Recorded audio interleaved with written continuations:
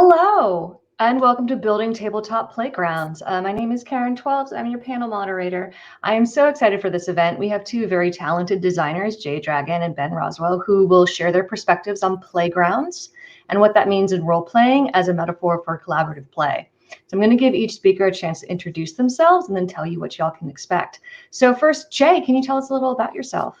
Yeah, hi everyone. My name is Jay Dragon. I'm a queer disabled RPG designer in the Hudson Valley. I'm the editorial director of Possum Creek Games, author of Wanderhome, and project manager / one of the writers for Yazeba's Bed and Breakfast. It's nice to see all of you.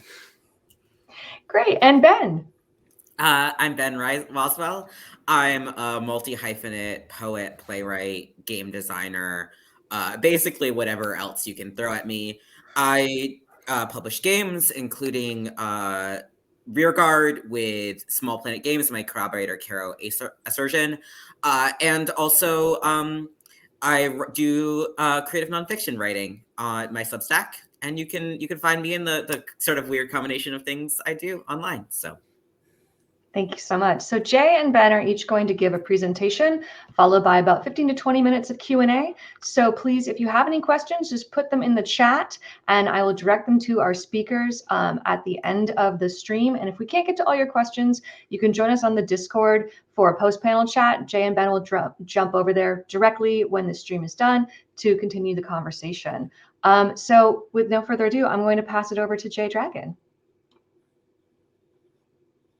Thank you so much, Karen. So today I will be discussing Write Your Game to Climb All Over. Playground theory is a portion of playground theory adapted from my article from last year, A Dozen Fragments on Playground Theory. And I'm going to be talking about playgrounds as a metaphor for tabletop role-playing design and how we can integrate our understanding of playgrounds into our understanding of games. So I've lived near the Hudson River in New York State and its tributaries my entire life. And I learned from a very young age that the river was my playground. You know, as I sort of encountered future playgrounds, that river has always been that kind of primordial space. Play is a continuous process everyone engages in all the time. It doesn't require intentional construction or elaborate environments, but these elaborate environments, whether or not they're manufactured or constructed, shape and sculpt our play. When you play by a river, you are engaged in a different form of play, and your play is informed by your relationship to the river. As I grew older, I replaced rivers with books, natural environments for carefully tended ones. These books became the blueprints and the model for shaping my play.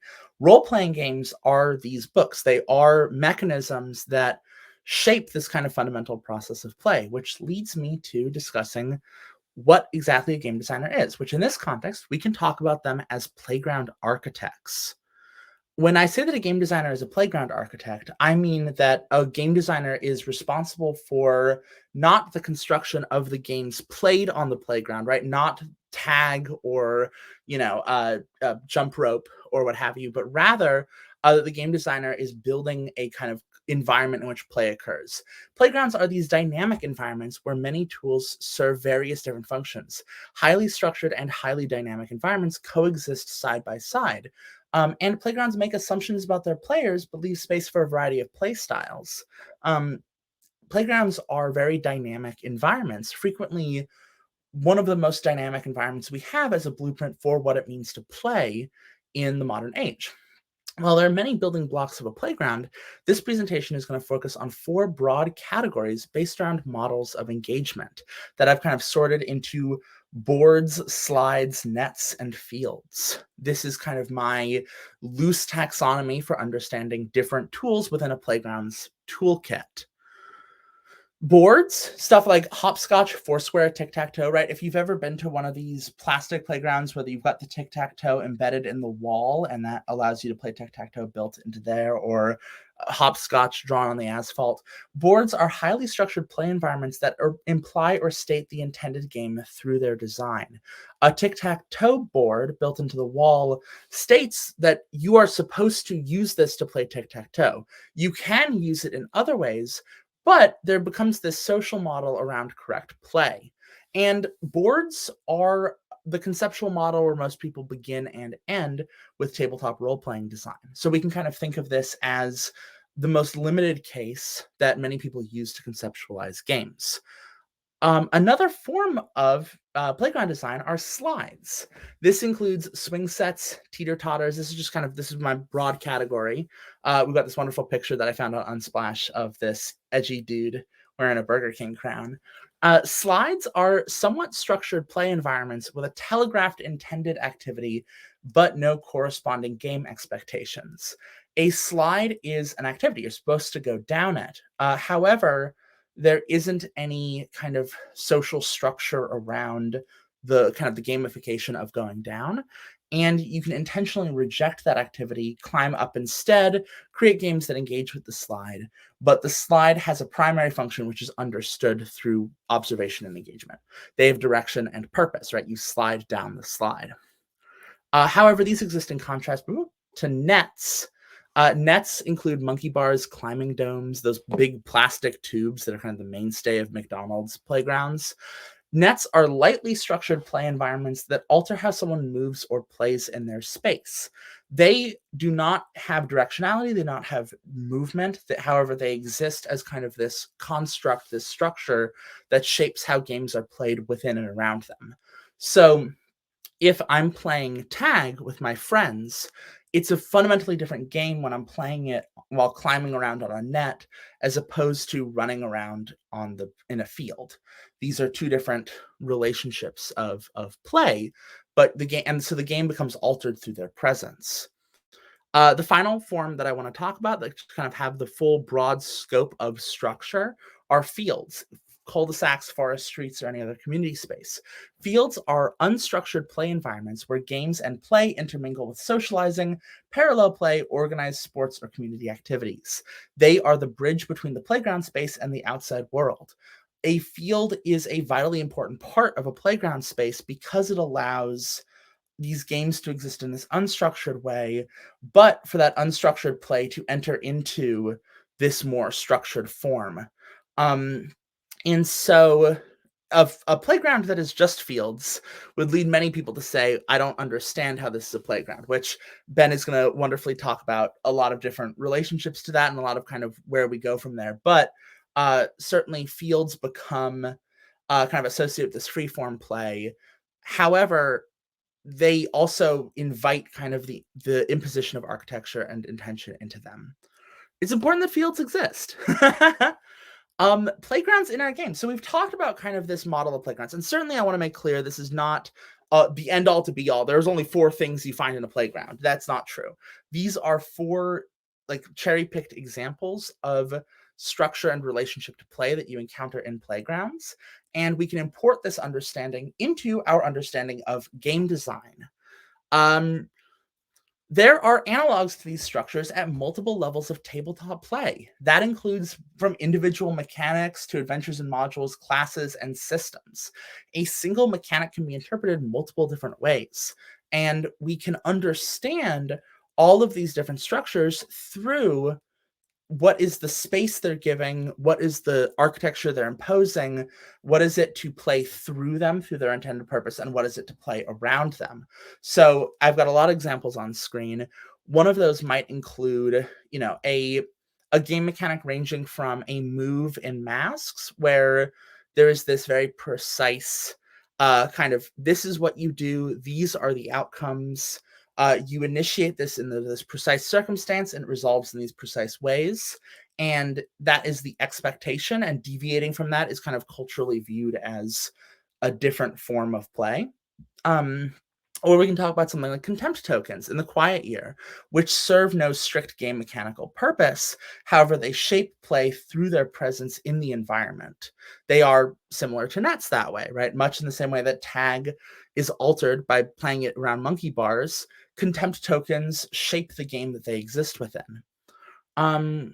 Fields kind of become this formless void that players can project into, whereas, an adventure module with quest lines is very similar to a slide. It has an intended play function, but you can intentionally reject that as well. However, there is this movement implied. This is not a correct level. There is no part of a playground which I'm interested in elevating as some kind of moral or structural betterness. playgrounds are intentionally a wide range of environments. They want things that are intensely structured and environments that are intensely unstructured, and mechanisms that allow you to really easily move from one to the other, because different players desire different levels of structure and engagement. And those desires shift over the course of a play session. Perhaps you arrive interested in a heavy amount of structure and you end feeling like you want something more loose, or vice versa. There is no kind of correct mix of these, but rather they are toolkits. They are a set of tools that you can utilize in different ways while constructing your game. You can mix these models together. Players already engage in tabletop RPGs this way. This is not a call to action on behalf of how people play games. People play games this way all the time. And games like The Quiet Year or Yazeba's Bed and Breakfast already explicitly explore this space, along with a really cool game Ben has been working on. But these games are this is a approach to designing games which designers have mostly eschewed, despite the fact that players predominantly engage with games that way. By drawing on this approach to playgrounds, it is a fruitful metaphor. It's a metaphor we can use to unlock many other ways of thinking about games. And there's a lot of other spaces that this PowerPoint doesn't get the chance to get into, this presentation doesn't get the chance to get into, which includes, engaging multiple play models, making room for secrets and hidey holes, playing community, the works of Aldo van Eyck, or the kind of the cultural project of Anji Play in China. Ultimately, our games have the capacity to be dynamic. The games we design can be responsive to multiple play styles. They can be inspirational and prompt other forms of play inside of themselves. The future of games involves welcoming new communities of players who will approach the structures you build in ways you couldn't anticipate. I think that more people should be designing games in a way that is built with the assumption that players will, rather than move through it linearly, instead climb all over it, that the mechanics of the book and that the mechanics of play become a key to understand how we can move through these new environments. I can't wait to see what happens when we make space for folks to climb all over our creations. And that's what I got to say. That's playgrounds. That's playground theory and a half.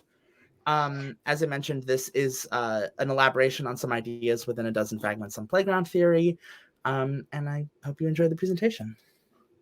Thank you so much, Jay. I really love that. I thought it was so interesting just to apply these playground metaphors to like build this meta language that now we can use to better discuss all the aspects of what happens in a game.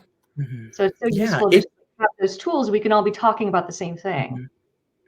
Yeah, and like certainly it's true, right, that obviously a game is not a one-for-one correlation with a playground, but by creating this metaphor and then like really mining the metaphor for like everything we could do with it, right, kind of allows us to take all that stuff and, as you said, yeah, share it with each other in a way where we're utilizing a shared language, where if we're thinking about games that way, it gets us into a new avenue of game space that we previously weren't exploring. We were limiting ourselves from.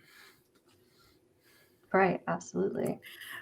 Well, I'm going to pass things over to Ben now. Ben Roswell has his own perspective on this topic. So we're going to see Ben now. Take it away.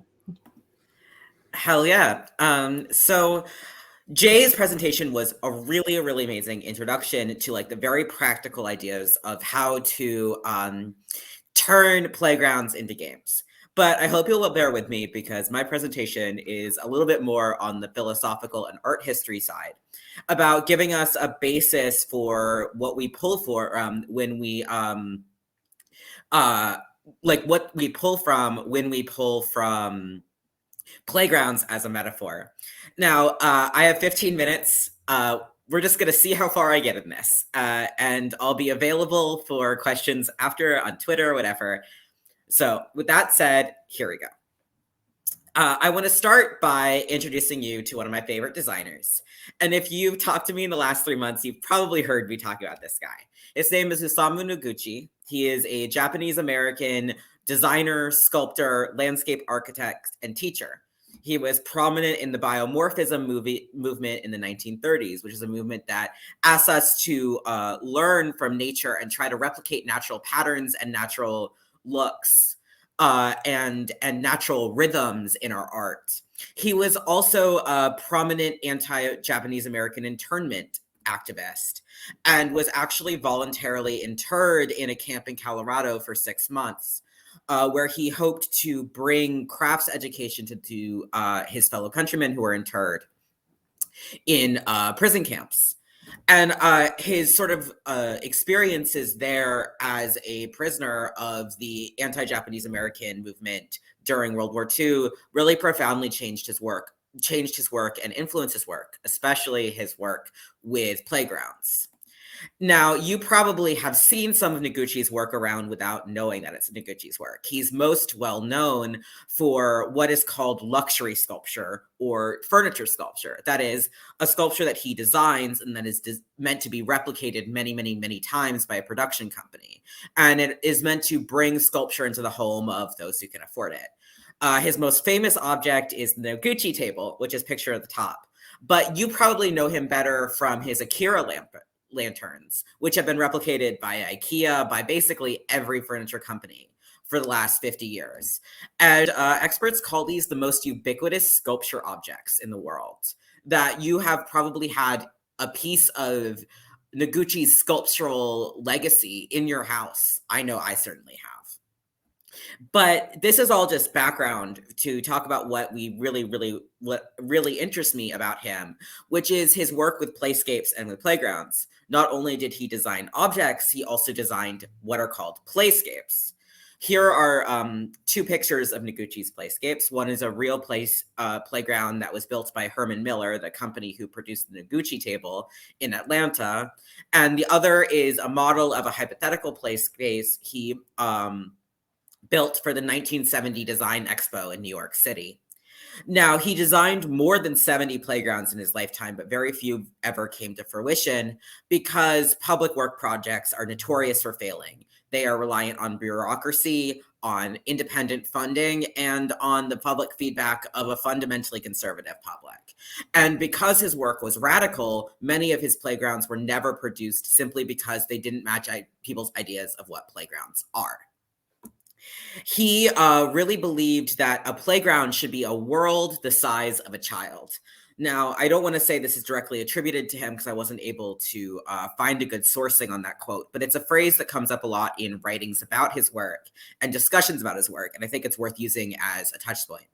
He really believed that playgrounds should not be about replicating a part of the adult world or about protecting children from themselves, but rather should be worlds that are built specifically to be used and played on and moved through by children. He said that the playground, instead of telling the child what to do, swing here, climb there, becomes a place for endless exploration, an endless opportunity for changing play. He believed in playgrounds as a site of expansion, as a site of real childhood memory building, rather than what they had been before, which is basically a place to send your child where they can't break anything. Probably his best example of this is Play Mountain. Play Mountain was first designed in 1936, and it was meant to bring a piece of field from Oklahoma, where Noguchi studied in college, to New York City. It was supposed to be a grassy mound the size of a New York City block with multiple different ways to climb it and go down it. And for Noguchi, this was the ultimate example of what a playground could be. It was something that is so open-ended, so unbreakable, so resilient that a child can do anything they want on that. My co-presenter Jay has done a lot of writing on Aaron Hunter's RPG. That is the thing, Be Cats. And for Noguchi, the simplest game was climb a hill, slide down a hill, play a hill. Now, it wasn't built in 1936. He was essentially laughed out of the New York City Public Works office for proposing this. But in the 80s, it was built in the Moranuma Park in Sapporo, Japan, as a public space. And you can now go there and walk up and down Play Mountain. And Play Mountain's real physical existence was one of the last pieces of artwork Noguchi ever did before he died in 1988. It's a beautiful place. It has multiple different places of Noguchi playground equipment, along with Play Mountain, a hill that is designed to be used by a child. Now, the real cosmic shift that Noguchi's play spaces brought into the space of playground designing was this idea that preparatory and replicatory play is not necessary. And instead, we should be building playgrounds for exploratory play. Now, these are three terms I'm going to use a lot in the next 10 minutes, so let me take a second to define them. Preparatory play is play that is designed to teach skills, promote health, or otherwise support a child's growth. This might be math games, teaching you how to code games. It might also be monkey bars that are designed to help children build upper body strength. Or it can be play equipment that's designed to build fine motor skills. Or games that are meant to teach kids social skills. Now, similar to, but not the same as that, is replicatory play, which is play designed to mimic non-play activities, experiences, or stories. This is playing with a Fisher-Price kitchen set. This is children mimicking their parents in play. And this is oftentimes preparatory play, and that we are doing replicatory play in order to prepare children to do this play activity, this real activity at some point in the future. But not all preparatory play is replicatory play, and not all replicatory play is preparatory, but they are tightly connected concepts.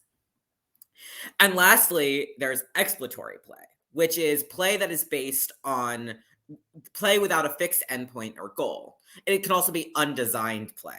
It occurs when we present to a child an object where we have not designed what their play should look like, but rather give them a tool to design play themselves. Now, I have nothing against replicatory or preparatory play. In fact, a healthy child should have a mix of preparatory, replicatory, and exploratory play in order to grow. But because we have in our current culture decided that childhood is preparatory for adulthood, almost all play objects that you can purchase these days are actually preparatory or replicatory play. Very few are designed for purely exploratory play. And it's a lot of my work on this and thoughts about this are founded in a pretty strong ethical standpoint that I do not believe childhood is preparatory. I do not believe that childhood is a period we go through in order to make us better adults. Rather, I believe that childhood is a time in which we might engage with preparatory and replicatory play, but where we should also seek out events for our children that are genuine and sized to a child, and that can enrich a child without having an end goal. And that we should allow children the freedom and the resilience and individuality to design and experiment with their own play.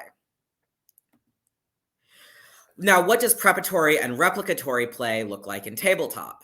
Well, again, let me say I have nothing against preparatory and replicatory play, but like childhood play, this is a pretty large section of what we consider standard tabletop play. For instance, Session 0 is a form of preparatory play. We play it to prepare for a longer campaign. A lot of children's RPGs these days are designed to mimic the experience of an adult playing RPGs, or to teach them how to play RPGs in a more complicated way in the future. Another thing that is replicatory play is genre emulation. When we sit down at a table and say, well, this TV show didn't give me what I wanted, so let's replicate that feeling, the feeling of engaging with that media at the table. That's replicatory play. And there's good call for it. But at the same time, it begs the question, what happens when we design our tabletop for exploratory play and not preparatory or replicatory play? And I think this is really important because children and adults alike all deserve exploratory play in our lives, right? We should not simply always be chasing a replicatory experience. We should be allowing ourselves exploratory experiences. And in order to sort of engage and support this, we have to ask, how do we fill our world with playscapes? How do we fill our world with things that can teach us and allow us to explore. Now, Noguchi's relationship to play area and to play objects was born not out of a specific love of play, but rather a belief that sculpture comes to life when it meets space and when it meets point of view, and that sculpture that is kept in a cabinet is less effective. He also worked really hard to expand the definition of sculpture. He thought that sculpture was anything that changes the meaning of a space by existing in it. And in the same way that sculpture creates an art gallery wherever it is, he believed that a play object can create a playground wherever that play object is installed. And he really wanted to blur the line between what is playground and what is not playground. And as I think about playgrounds and think about his teachings, one of the conclusions I've come to is that the difference between a school and a playground is that a playground exists anywhere you want it to be, and a school is only an institution. And how do we bring more playgrounds and less schools into our lives? Now, I think one of the key points is understanding that sculpture is pedagogical, right? That it is a way to teach. Now, let me draw a parallel here. Teaching happens at the moment the child meets the plan, right? You can create lesson plans, you can create curriculums, you can create books to read and textbooks, but teaching does not happen till the moment a child meets that experience. Games emerge at the moment the rules meet the player. That is, they do not exist until we play them. Now, this doesn't necessarily mean that we have to bring them into physical space for them to exist. We can play them by reading them, or by thinking about them, or by hacking them. But they don't exist until the moment we meet them, because they are meant to be touched. And in the same way, sculpture exists in a moment the viewer meets a point of view. You can see a sculpture on paper or in a book by looking at it, but it does not exist in its full form until you're walking around it. And I think this parallel is really important because it allows us to ask questions, which means how can sculpture in tabletop, how can sculpture in our lives create genuine moment of exploration and interaction? How can sculpture in particular allow us space to experiment, not just as players, but as creators? What happens when we stop trying to replicate something and start trying to create a tool that allows us to get to a moment of interaction? I really believe that my job as a game designer is actually sculptural. If a sculptor asks, how do I make an object that should not be real? Or how do I convey this idea in this medium? For instance, how do I make a man out of wood? How do I make a man out of marble? How do I make a toy out of these tools, these ideas I have? The game designer asks, how can I make a moment that should not be real? When we talk about Noguchi's material, mechanics are the material, the object, the interaction point between us and the art. Much of my game design was born out of the question, how can I model this in mechanics? What can we learn from modeling this as mechanics? Not how can I replicate this as mechanics, but rather how can I reveal or make special something about this by turning it into the material of mechanics. I think of myself not as a game designer, but as an artist whose medium is interaction. I don't think of myself as designing games to be played, but rather as making art pieces that can then be touched. And it really begs the question, how do we create play that can only exist in the medium of game? How can we create that which only exists at the table? How can we create exploratory play opportunities at the table for us? And it comes to the question, which is, actually I have a lot of questions. The big one is this: what does it mean to build a world at the size of a table? What does it mean to build art at the shape of a shared space? But there's a lot of other questions. What is the tabletop equivalent of running up a hill and playing with a hill? There's no firm answer. It just is. What is a game that has no designed play? that we designed without ever imagining what it might look like in play, but only designed as a tool or an object. What happens when we design with the rights of children in mind, and with the rights of children to have play that is not preparatory and not replicatory, but rather genuine experience? What happens when we design not from a place of authority, but a place of understanding and partnership? What if we think of ourselves not as designers who know more about the game than anybody else, but rather as people who are inviting you into a space that we have created, to a piece of art that we have created, inviting you to view alongside us that which we make? And that's it. That was a lot. Thanks for sticking with me. Thank you. Oh my God. I have much. so many that was wonderful. Thank you. We did not get the chance to share our presentations with each other before this. So I spent like a lot of that just absolutely just sitting here like, Yeah, that was amazing. You just had some really beautiful and like inspiring observations. I really liked just something that you said early on of how playgrounds are worlds to be moved through and played on by children, and designed in a way that you can't interact with it incorrectly. And just thinking about games we can think about in our design, like setting up the structures that allow for that freedom of play.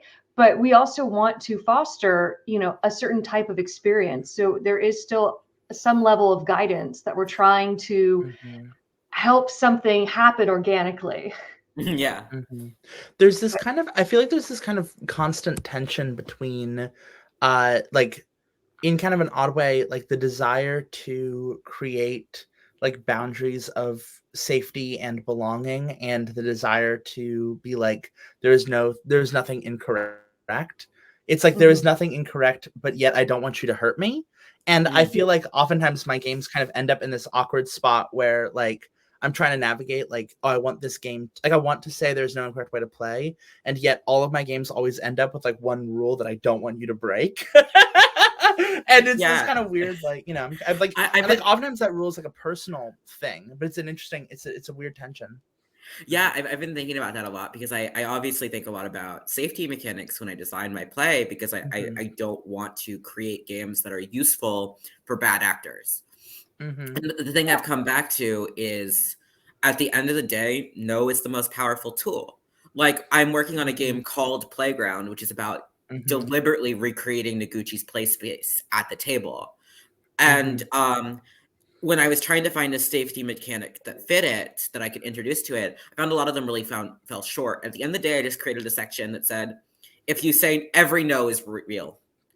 And I think that children know how to play safely, and they know how to say no, and that we get that taught out of us by preparatory play and by replicatory play, because teachers tell us we have to play these in order to be good adults.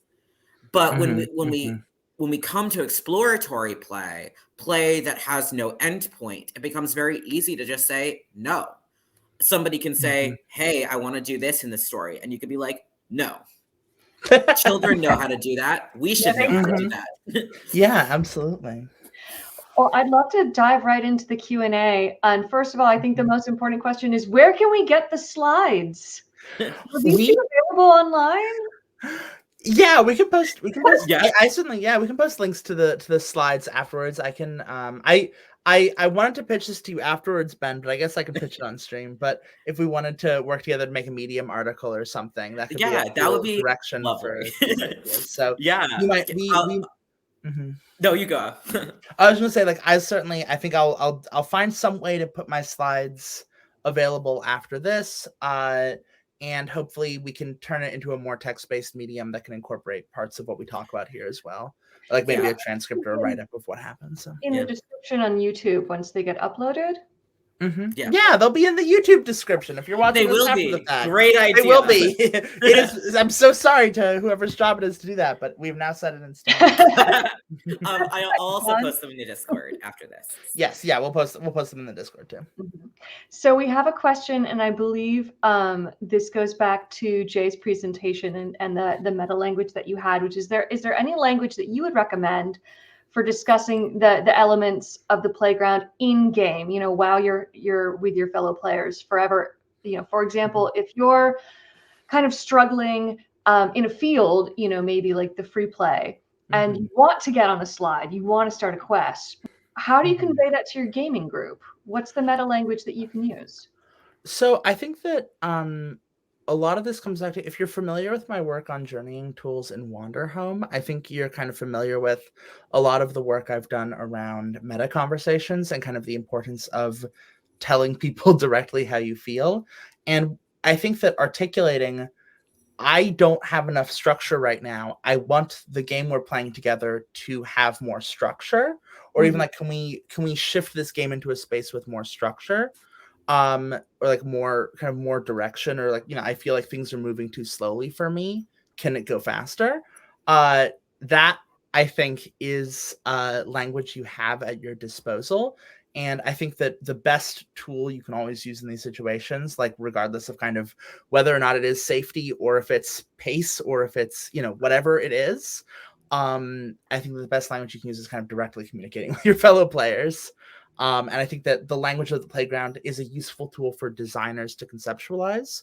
And I think that if everyone at the table is familiar with that language, it can be productive, but also that the best thing you can do at the table is to just say what you want. Yeah, if you don't have the, you know, the meta language, there are so many other ways that you can just communicate what you need at the moment. Yeah. And you certainly don't want the searching for the right word to hold you back. Exactly. Yeah. Yeah. I think, again, this is a place where we can learn from children. Is that like, I think that for children, like, if every no is real, so is every move faster, so is every slow down, I can't keep up. You know, like, if you could say it at the playground, you can say it at the table, you know? And that's exactly. I think that's the end of my sentence. So let me get there's that this Kazumi does this wonderful exercise with their students. Kazumi is a mutual friend who does this, who's a teacher among other things, and they do this exercise with their students. It's just a form of preparatory play, but it's where, as a teacher in a classroom, they tell their students to say no. So Kazumi will like call on them to speak, and they will say no. Kazumi will be like, "Can you read this passage?" And the student will be like, "I don't want to." Like it's like just a segment of class where Kazumi is like, "I need all of you to practice saying no to me, because society's taught you to never say no to an authority figure, and I'm an authority figure in the classroom. So I'm going to spend this segment of class just getting you to say no to me continuously, to like unlearn that societal conditioning," which I feel like is like, we all need that practice as grown-ups playing games, where we have learned the societal conditioning to like, you don't want to be rude. Right. And so I always try to say no at least once every time I play a game. It really helps me clear my head. Yeah, I really feel similarly. I think this is going to be like one of those comments where there's a whole whale below it, and I'm just going to be able to like I could just give you the surface level, and if you have questions for me, I'd happy to talk about it more later. But I think like I've been working really closely reading about psychotherapy and the French psychoanalysts. And at the end of the day, I've kind of realized that the failure of psychotherapy is that it is founded on an unequal relationship. It is founded on this relationship where the psychoanalyst knows more than the patient. And psychoanalysts constantly want to do like really experimental things that might be really at home in the art world, and then get tossed out of the French Academy, because at the end of the day, you can't experiment on your patients. You can't, right? But I think a lot of their ideas are very powerful, and it brings me to the question of like, what happens when we remove that power imbalance, right? As like you said, is like Kazumi saying, you have to say no to me as a teacher. You have that right, you know? Or me as somebody who is trying to bring people towards philosophical ideas, who's trying to write nonfiction that brings you towards a moment of realization, abandoning this idea that I, as the designer, know more than you. And I, as the people around you, know more than you. That when you are at the table, you are the expert on your own game. And you are the expert in your own self. And that, like, I want to create moments in time and sort of explorations in time, both through my nonfiction writing and through my games writing, that are about inviting you to a space, like a psychoanalyst inviting you into the office, but rather than it being like, okay, now I'm going to tell you about yourself, being like, hey, let us walk through a park together and discover what we know, or let's walk through a sculpture garden together and discover what we know. And and that's sort of like making sure I honor myself and keep myself to that time, to that mind frame, you know Sure. what I meant. I like it. Like keeping myself mindset, that's the word. Mhm. Keeping myself in that mindset is about accountability, and about, like, as a designer, trying to have my art meet the widest group of people possible, you know?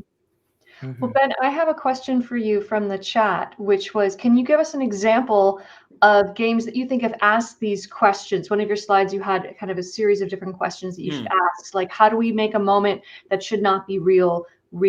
So can you give examples of these in games? Yeah, I think one of the greatest examples is actually the work of Yves Mendez, Mhm. who created a trading moon card game, which is a game about trading pictures of the moon and playing with pictures of the moon. She also created Odd Jobs, which is a set of like fun cards that don't have a set purpose, but are rather about like bringing a sort of like particular sensibility to the table and to enrich your games. Eves also did a lot of the foundational work for Yuseba's Bed and Breakfast. So yeah, she's a phenomenal designer on this front. Absolutely. I think that would be one of my first go-tos as well. I think another great example of this is some of the machine games that are coming out of Sasha Rienu's work with Spindle Wheel.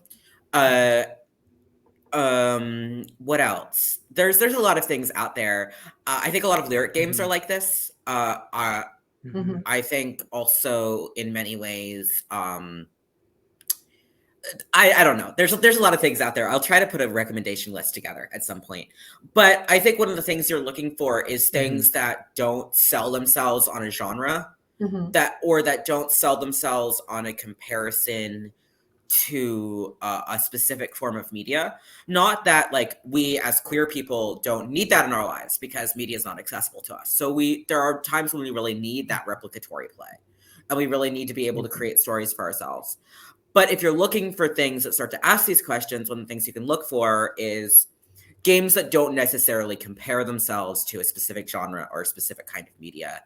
And when you start investigating and specifically trying to bring games into your life that don't do that, I think you'll find a lot of possibility, a lot of cool exploration and stuff. Fantastic. I think we have time just for one more question.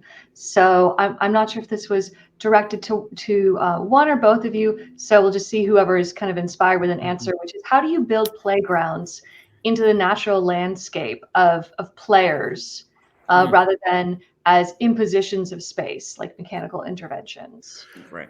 So I come from a LARP background, which means that the conversation around what does it mean to integrate the natural world feels very literal to me, right? Like, we were talking about games where the trees, the dark, the night, the sky, there was one game I once played where one of the most important players of that game was the concavity of the valley we were playing in, because the speakers we set up to play this kind of ambient, ethereal tune that would loop resounded off of the kind of the structure of the basin, and created kind of this, meant that the dark night became kind of alive with possibility.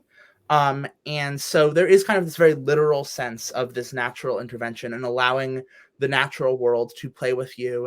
And I think we see that in more kinetic forms of play, but we can also integrate that into the tabletop world. I think 10 Candles is a good example of a game which utilizes a non-player environmental component in order to kind of help invite play, right? It uses flame and darkness, and like, you know, when you're playing 10 candles, there's 10 candles at the table, the rest of the lights are out. When a candle goes out naturally on accident, it's out. It's the same as if you put it out intentionally through the mechanics. And so that is one example. I think that the conversation becomes different in digital versus physical. In a digital environment, you are talking about natural impositions of the digital space, right? Utilizing the limitations and the advantages of text and voice call and kind of the digital realm. in physical space, we're talking about the limitations and the advantages of the physical world. So it's a question that shifts dramatically based on anticipated medium and kind of what the somatic properties of the game are. Yeah, I have a slightly different answer, but I think that Jay's answer is great. Yeah. Like, there's so many different things you can play with that, like, the chain. Just to build on Jay's thing, the idea of like, what do tokens mean changing based on what they look like? The idea of like the mood of the table really changing the literal world is really powerful. But That's like, as point. yeah, but think, like, yeah, go. Oh, I was just gonna say, I think like based on that, right? Because like the art of the book and the layout of the text and the physical properties of dice and tokens and cards also becomes part of that, right? Yeah, exactly.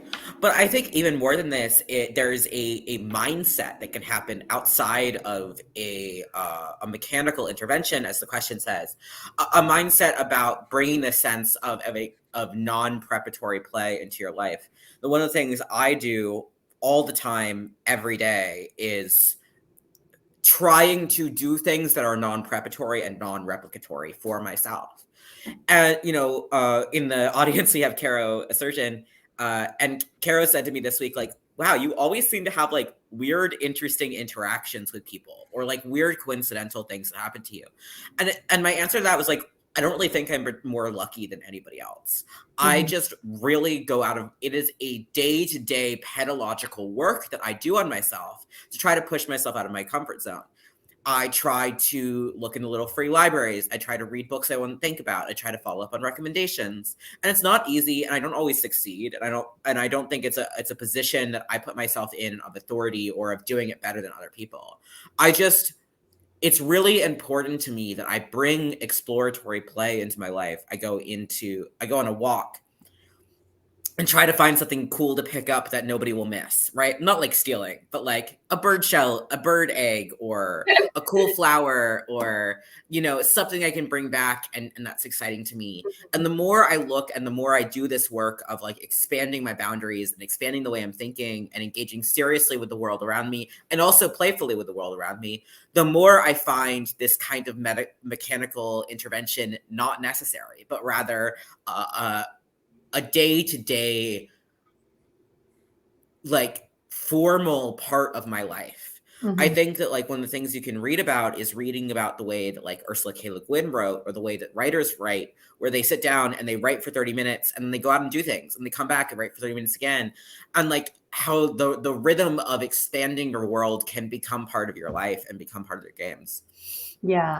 So we are almost out of time. Yeah. Stop us there.